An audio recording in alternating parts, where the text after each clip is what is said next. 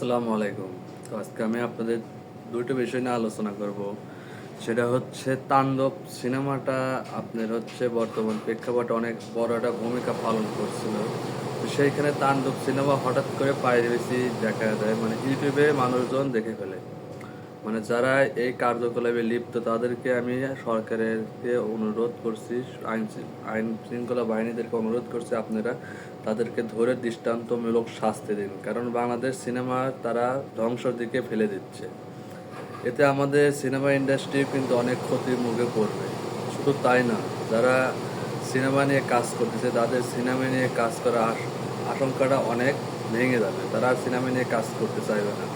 আমাদের বহির্বিশ্বকে পরিচিত করার জন্য সিনেমা কিন্তু একটা অন্যতম একটা লক্ষ্য। দেখেন, বড় বড় ইন্ডাস্ট্রি, আমেরিকা বলেন আর অন্যান্য দেশ বলেন, তারা কিন্তু অনেক সুন্দর সুন্দর সিনেমা উপস্থাপন করে, মার্বেলে যেগুলো সিরিজ উপস্থাপন করে সেরকমভাবে কিন্তু তারা এইভাবে চলে যেতে চাচ্ছিল। কিন্তু হঠাৎ করে আমাদের বাংলাদেশে কিছু অসাধু লোক তারা ইউটিউবে ছবিটাকে মুক্ত করে দেয়। আমরা কি জন্য যে কিছু টাকার লোভের আশায়, কিছু ভিউয়ের আশায় এত বড় একটা ইন্ডাস্ট্রিকে আমরা বিপদের মুখে ফেলে দিচ্ছি, এতে আমাদের লজ্জাজনক হওয়া উচিত। শুধু তাই না, যে বড় বড় ইন্ডাস্ট্রিগুলো এইভাবে ক্ষতির মুখে পড়ছে, তা আমাদের উচিত এইসব লোকদেরকে ধরে দৃষ্টান্তমূলক শাস্তি দেওয়া, তাও আবার এইচডি কোয়ালিটিতে ভিডিওতে পাবলিশ করছে।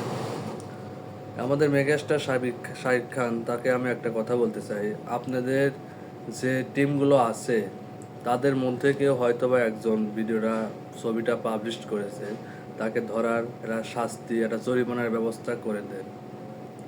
কারণ আমরা চাই আপনারা আরও ভালো ভালো ছবি উপস্থাপন করেন, কিন্তু এইভাবে যদি মুক্ত হয়ে যায়, ভাইরাল হয়ে যায়, পাইরেসি দেখা দেয়, তাহলে কিন্তু আমরা আর কিছু করতে পারবো না, আপনাদের ছবি তৈরি করার আশঙ্কা ভেঙে যাবে, নষ্ট হয়ে যাবে।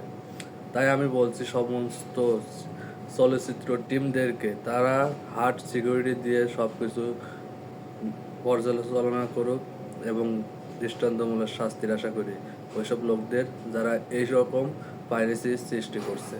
ধন্যবাদ সবাইকে।